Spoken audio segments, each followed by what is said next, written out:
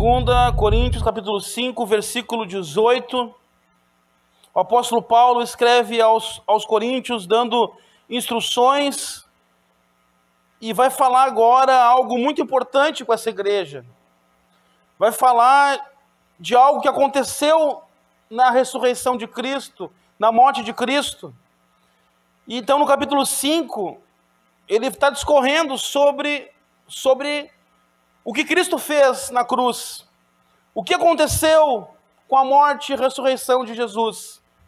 Então vamos ler versículo 18 em diante até o 21, diz assim: tudo isso provém de Deus, que nos reconciliou consigo mesmo, por meio de Cristo, e nos deu o ministério da reconciliação.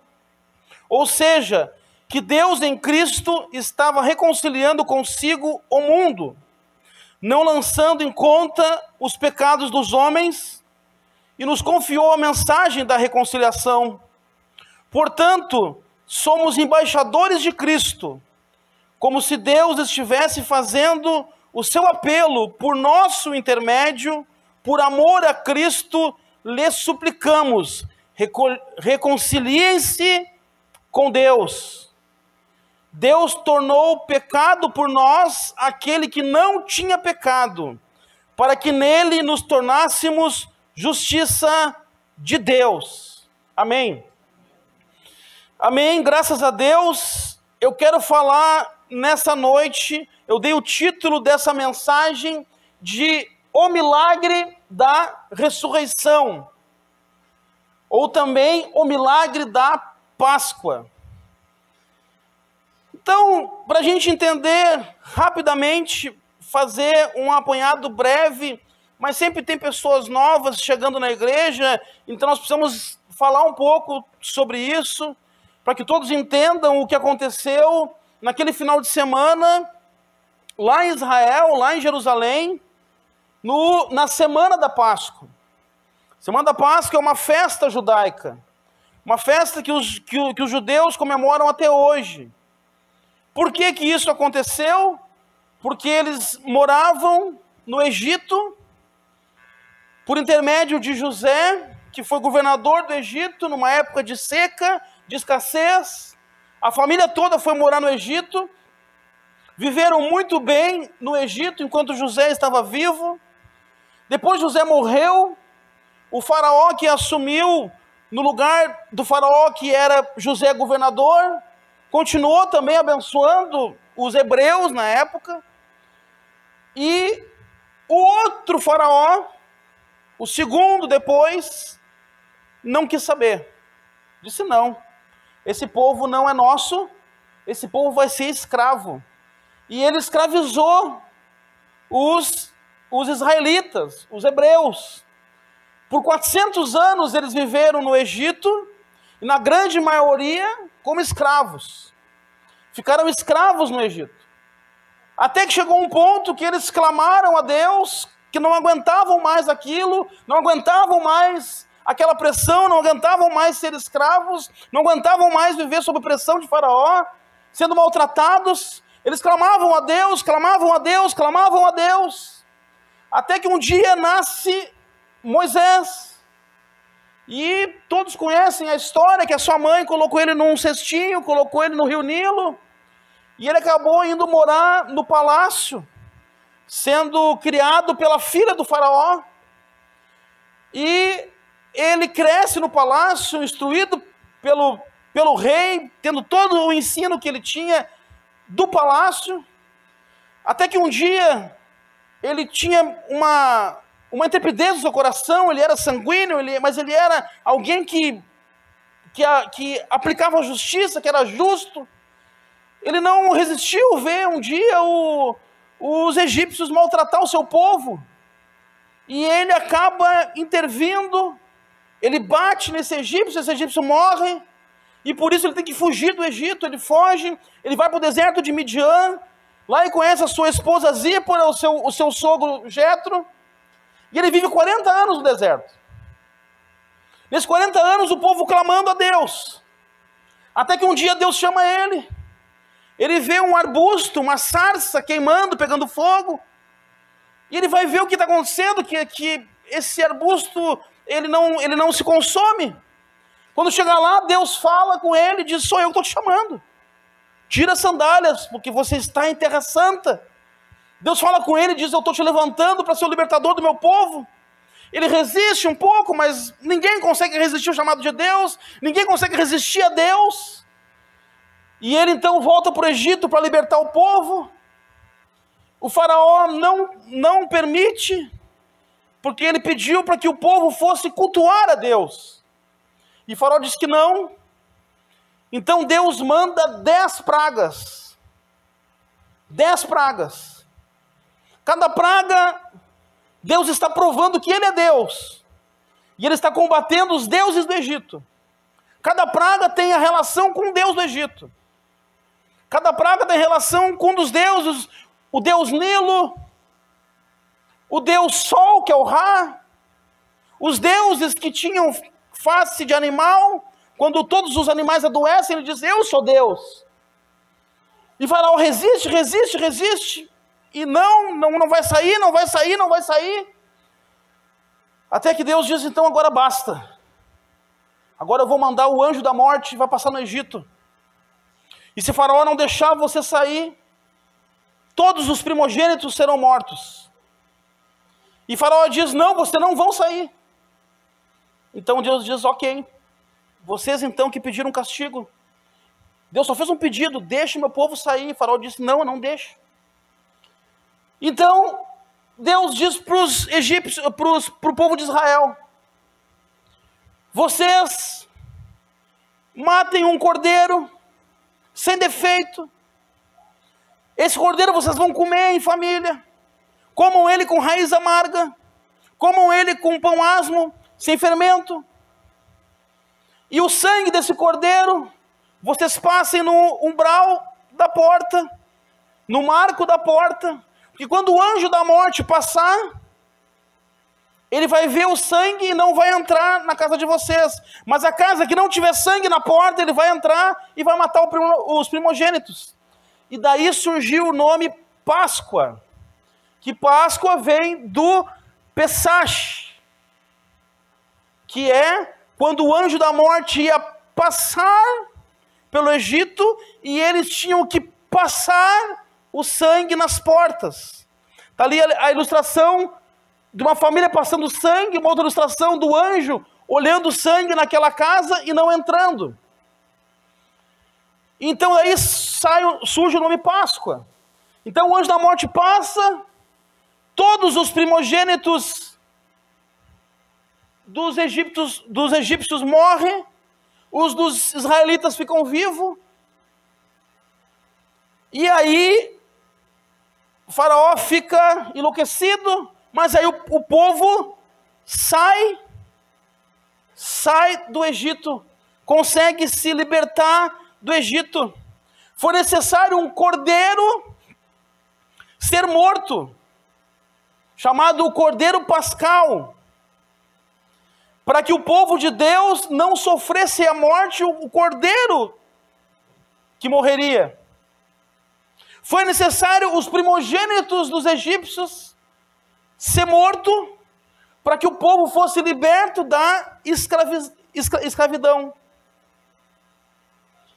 E aí, nós vamos ver na cruz, na semana da Páscoa, o que acontece. A Bíblia diz que para a salvação era necessário que o cordeiro fosse sacrificado, pois Cristo, nosso cordeiro pascal, foi sacrificado. Jesus, o cordeiro de Deus que tira o pecado do mundo, é o cordeiro que é sacrificado na Páscoa, para que houvesse a libertação. Pode passar. E para haver libertação foi necessário os primogênitos morrerem. Colossenses 1, 13, 15 diz: pois ele nos resgatou do domínio das trevas e nos transportou para o reino de seu Filho amado, em que temos a redenção, a saber, o perdão dos pecados. Ele é a imagem de Deus invisível, o primogênito de toda a criação. O Antigo Testamento, ele é sombra do Novo. Tudo que aconteceu no antigo é uma sombra do que viria. Então a sombra do Cordeiro veio o Cordeiro verdadeiro, para que pudesse trazer salvação ao povo, para que pudesse livrar eles da morte. Os primogênitos morreram, era necessário que o primogênito morresse, para que todo o povo fosse liberto da escravidão. E a palavra diz que pois está escrito, maldito todo aquele que for pendurado no madeiro. Quem fosse pendurado no madeiro, quem fosse pendurado na cruz, era maldito, era amaldiçoado. Porque a cruz era a pior condenação. A cruz, a condenação mais ultrajante que existia. A mais humilhante, a mais cruel. A cruz era para os piores criminosos, para os piores bandidos, para os piores malfeitores era a cruz. Não era para qualquer crime, era para o pior crime. Era só para os piores. E Jesus, ele é crucificado na pior condenação. Na sexta-feira, ele passa pela crucificação, a pior condenação. Mas ao terceiro dia, no terceiro dia, tudo mudou. Ao terceiro dia, tudo mudou.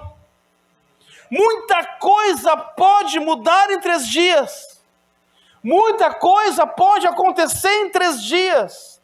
Em 3 dias, tudo mudou na história do mundo. Em 3 dias, tudo mudou na história da igreja. Em 3 dias, muita coisa pode mudar. A sua vida pode mudar em 3 dias. Basta uma intervenção divina. Por causa da intervenção divina, Jesus ressuscitou ao terceiro dia. Por causa da intervenção divina, e não foi ao primeiro dia. Por quê? Porque se fosse ao primeiro dia, poderia ter suspeita de que ele tivesse desmaiado, de que ele tivesse passado mal. E aí iam dizer que era fraude. Não, foi ao terceiro dia para garantir, está morto mesmo. Ele foi tirado da cruz, mas antes de ser tirado da cruz, alguns dizem, não, é que ele desmaiou de dor. Pois é, mas quando ele estava desmaiado de dor, o soldado vem e transpassa ele com uma lança. Se tinha dúvidas da morte pela cruz, ele foi morto pela lança. Não tem dúvida. Ele sofreu a maior das dores, a maior das humilhações, porque além de ser pregado no madeiro, nas mãos e nos pés, os quadros não pintam a realidade, porque ele estava nu. E isso era mais humilhante ainda. As mulheres eram crucificadas nu, de costas, e os homens crucificados nu, de frente. Não tinha aquele calçãozinho, não tinha aquele paninho que os quadros pintam para não ficar algo escandaloso. Mas na época foi escandaloso. A cruz era um escândalo. Era um escândalo que acontecia, era ultrajante que acontecia, era humilhante que acontecia. Então Jesus, além de passar por toda a dor, ele passou por toda a humilhação. A Páscoa do judeu, até hoje eles comemoram essa saída, essa libertação do povo do Egito. O Egito é sombra do mundo, aonde nos condena, aonde nos escraviza, aonde quer que a gente viva conforme o sistema dele.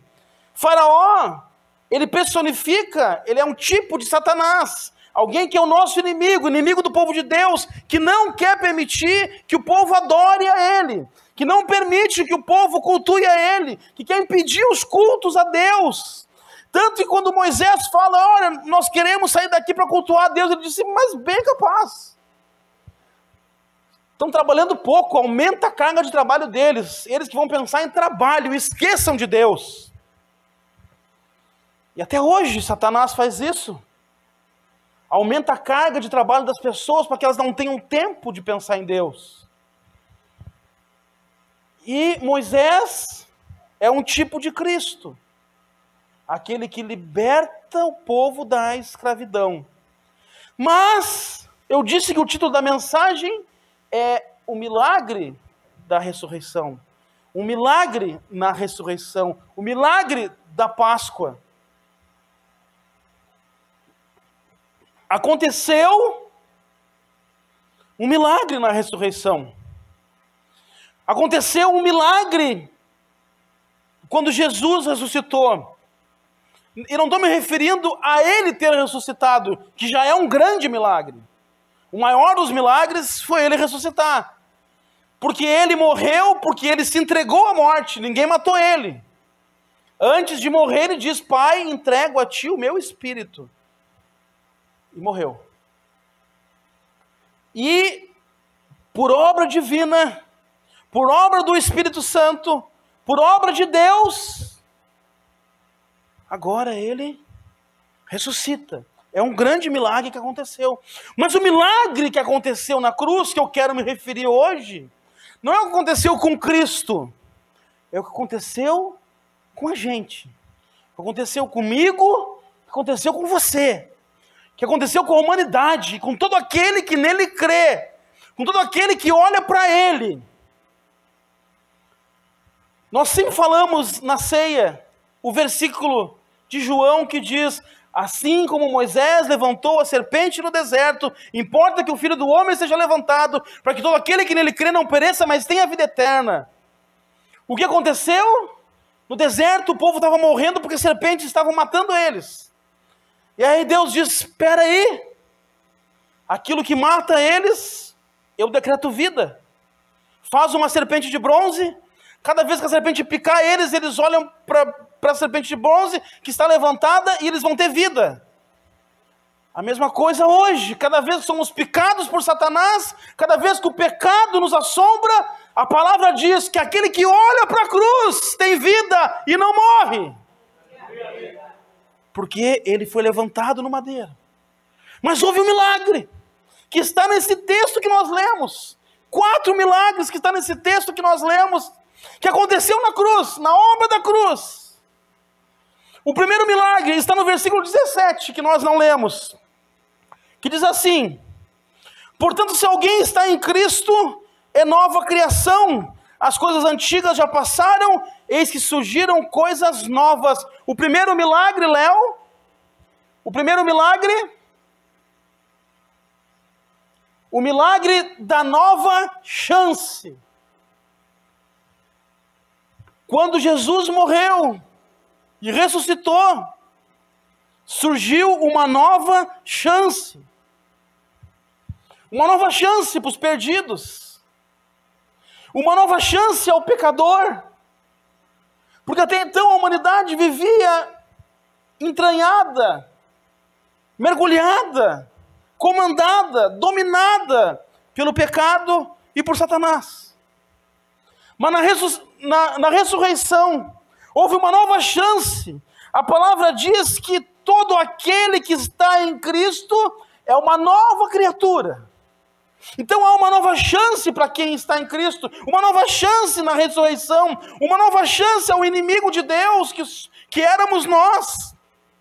Todo ser humano, quando nasce pecador e é inimigo de Deus, mas há uma nova chance para o inimigo de Deus, há uma nova chance para o malfeitor, uma chance para aqueles que passaram a vida inteira o rejeitando. Uma chance para todo aquele que passou a vida inteira lutando contra Deus, falando mal de Deus, debochando de Deus. Uma chance para todo aquele que não acredita em Deus, que acredita em qualquer outra coisa, menos em Cristo. Mas houve uma nova chance na cruz. Após Cristo, tudo se fez novo. Após a cruz, cada um que recebe a Cristo é transformado em uma nova criatura. Cada um que está aqui, cada um que faz parte da igreja, recebeu uma nova oportunidade. Recebeu a oportunidade de um recomeço. Recebeu a oportunidade de dar um restart, de começar de novo.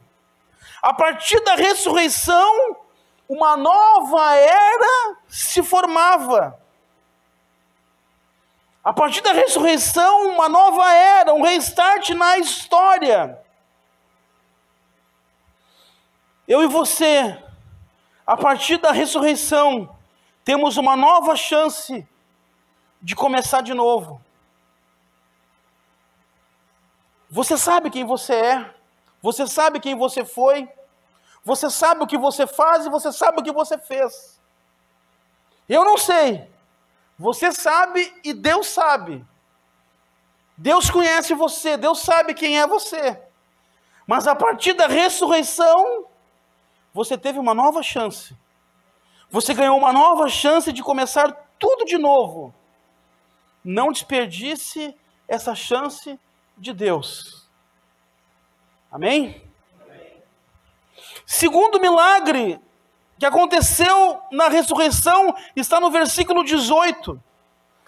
Tudo isso provém de Deus, que nos reconciliou consigo mesmo por meio de Cristo e nos deu o ministério da reconciliação. Segundo milagre, o milagre de nos reconciliar com Deus. Deus estava em Cristo, reconciliando-se com o mundo. O mundo se voltou contra Deus. A humanidade se voltou contra Deus quando pecou lá em Adão. E continua se voltando contra Deus no decorrer da história. Mas Deus, o próprio Deus,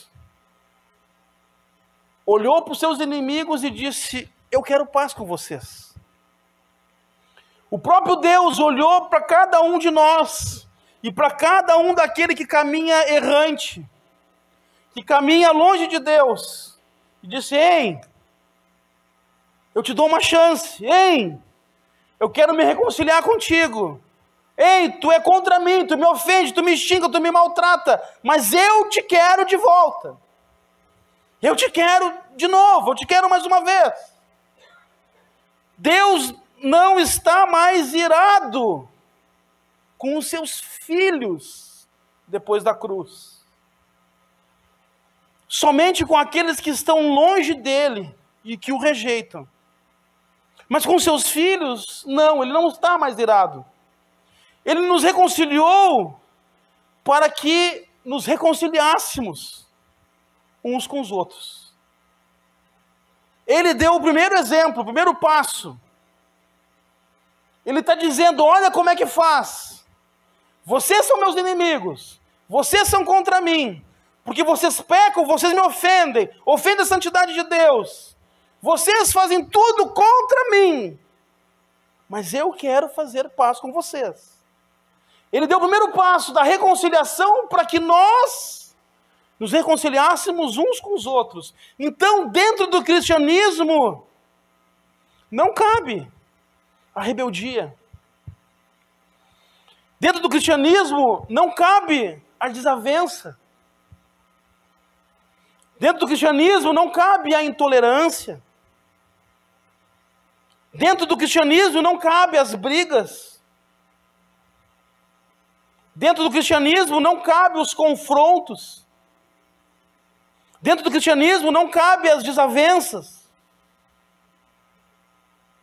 Deus nos deu o ministério da reconciliação, o ministério da amizade, o ministério da paz.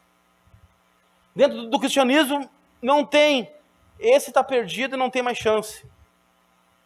Dentro do cristianismo não tem, mas esse aprontou, agora que se lasque. Não.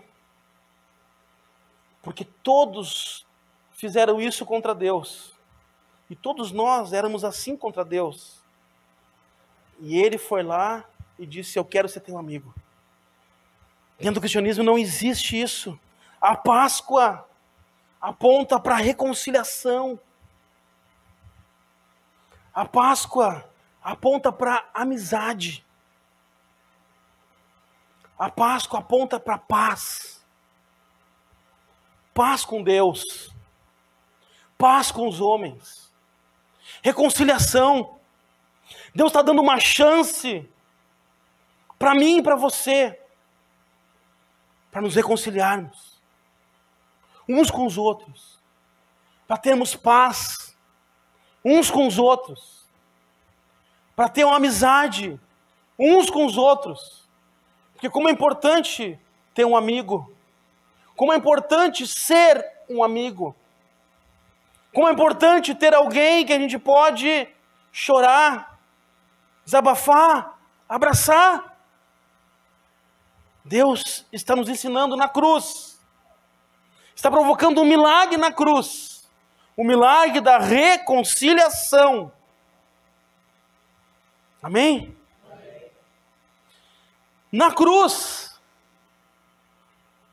é que ele deu um novo start. Na cruz é que ele zerou a história.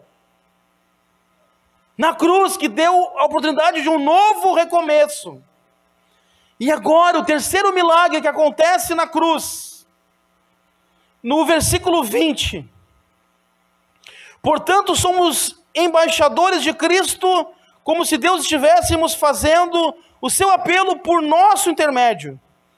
Por amor a Cristo, suplicamos, reconcilie-se com Deus. O milagre de nos tornarmos embaixadores do reino. O que é um embaixador? O dicionário diz que embaixador é a categoria hierarquicamente mais importante de representante diplomático de um estado junto a outro. O embaixador é a maior autoridade. O Brasil tem os seus embaixadores. São os representantes do Brasil nas suas embaixadas em outro país. A maior autoridade nos outros países são os embaixadores. E Deus está dando o ministério da reconciliação e todo aquele que Ele chama, todo aquele que Ele salva na cruz, todo aquele que Ele reconcilia, Ele está chamando a ser embaixador. E uma coisa que a gente sempre faz nos cultos, e eu não fiz hoje, me perdoem, cometi uma gafe, porque a gente sempre, quando tem uma autoridade no culto, a gente sauda ela. Quando vem uma autoridade, a gente, seja bem-vindo, e hoje eu não fiz isso, me perdoem, porque tem algumas autoridades aqui hoje. Seja bem-vindo, embaixador Ed. Seja bem-vinda, embaixadora Ana. Seja bem-vinda, embaixadora Dani. Seja bem-vindo, embaixador Marcelo. Embaixadora Fernanda. Seja bem-vinda, embaixadora Maria Luísa. Embaixadora Mari. Embaixadora Ju. Sejam bem-vindos, embaixadores de Cristo. Embaixador Tiago, embaixadora Kathleen, um casal, embaixador João e embaixadora Jussara. Seja bem-vindo ao nosso meio. Perdão que eu não saudei vocês antes. Porque a palavra está dizendo que nós somos os representantes do reino de Deus na terra. Sabe o que a palavra está dizendo? Que você, se você não sabia disso, você é uma autoridade. E não é uma autoridade delegada pela prefeita Cirlei. Não é uma autoridade delegada pelo governador. Não é uma autoridade delegada pelo presidente Bolsonaro. Olha que seria uma grande autoridade. você é mais do que essas autoridades. Porque você é uma autoridade espiritual e quem está delegando você é o Senhor e Rei Jesus Cristo. Você é uma autoridade de Jesus Cristo aonde você estiver. Então, quando lá no seu trabalho tiver algum problema, você pode dizer: chegou a autoridade, o que está acontecendo? Quando tiver um problema na sua casa, você diz: opa, aqui tem autoridade. Eu sou embaixador de Cristo. Você tem autoridade para expulsar o mal. Você tem autoridade para pisar em serpentes e escorpiões. Foi dada uma autoridade para a igreja a ser embaixador do reino, a ser representante do reino. Você é representante de um reino muito maior do que qualquer reino da terra. Você é o representante do reino espiritual, do reino divinal, do reino do Senhor dos Senhores. Você é um embaixador e uma embaixadora que tem autoridade em qualquer lugar que você estiver. Paz do Senhor, embaixadores. Uma boa noite, embaixadores. Sejam bem-vindos em nosso meio, embaixadores de Cristo. Amém? Glória a Deus. E por que Ele nos fez embaixadores? Para que Ele nos fez embaixadores? A palavra diz: para rogar. A palavra diz, olha o que a palavra diz. Eu vou ler que é mais forte do que eu falar.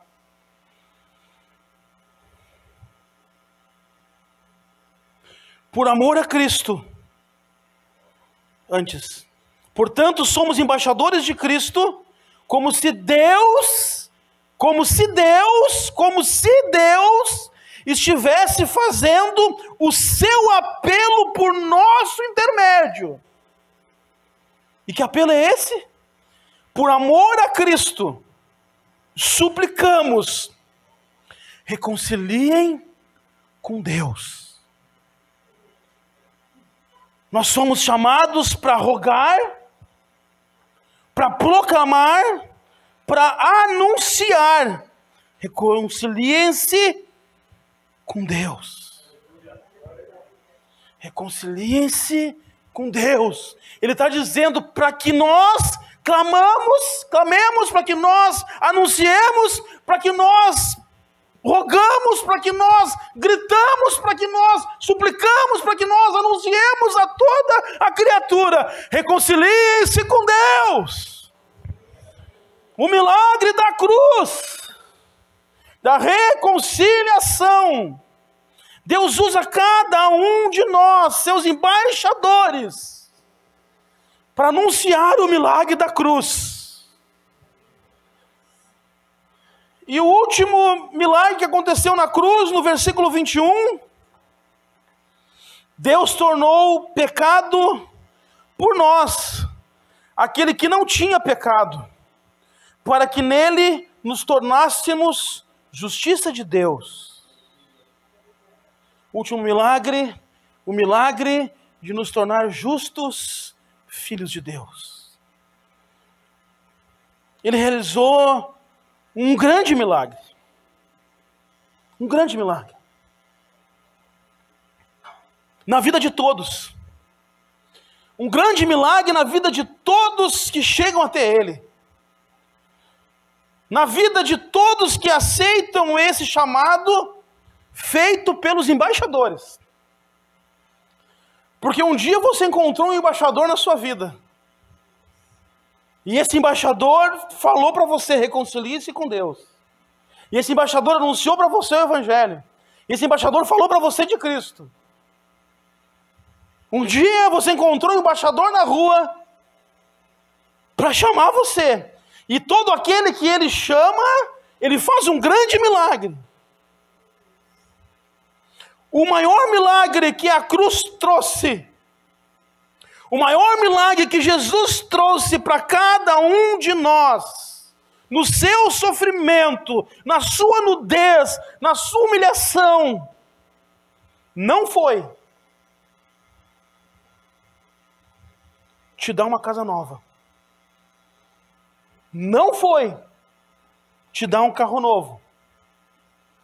O maior milagre não foi curar a sua doença. O maior milagre não foi fazer você rico. Ele sofreu a pior morte, a pior condenação. A pior de todas na cruz, para o pior criminoso, para salvar os piores pecadores. Me desculpa se eu vou ofender você, mas eu estou olhando para os piores pecadores de Taquara. Os piores malfeitores. E Paulo diz, e eu parafraseio ele, e eu sou o pior de todos. Entenda uma coisa. Se Deus te der algum presente no decorrer da vida, se Deus te fazer grande perante os homens, se Deus te der muitos recursos, dê graças a Deus por isso, pela misericórdia, pela bênção de Deus. Mas o maior milagre da ressurreição é a tua salvação.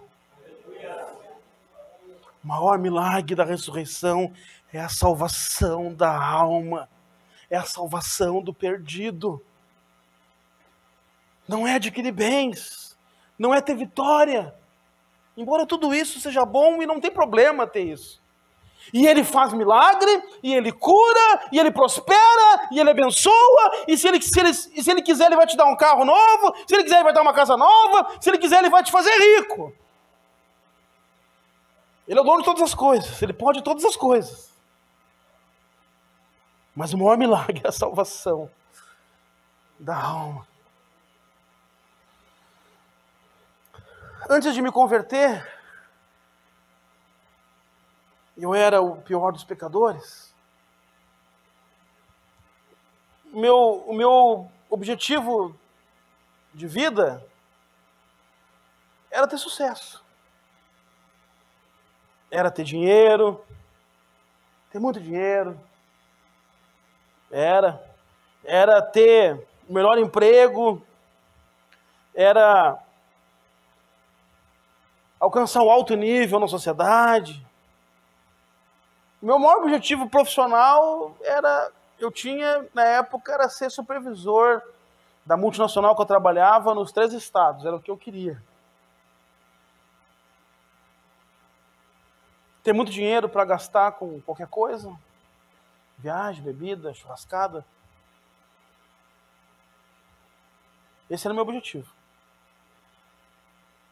Mas depois da cruz, depois da ressurreição,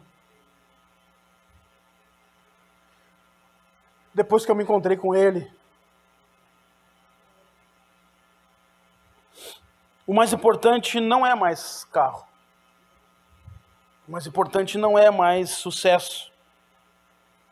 Não é mais medalhas. Não é mais dinheiro. Depois da cruz, eu passei por uma transformação. Radical. Radical. Não é mais o que Ele pode me dar. Não é mais o que Ele pode me dar. Mas o mais importante, depois da cruz, eu, Daniel, é eu, pecador, poder ter um pai que me chama de filho.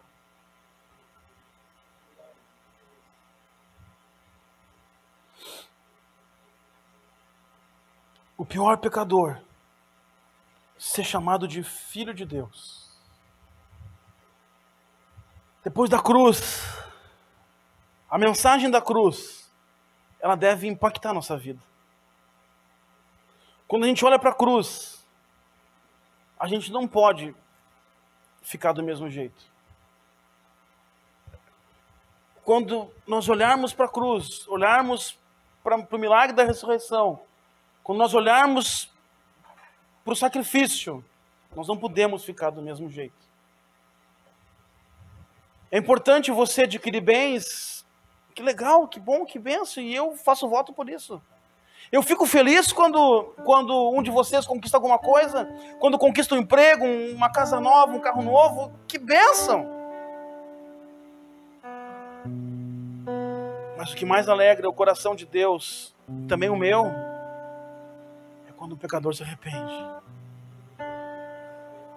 Porque depois da cruz, a história foi zerada.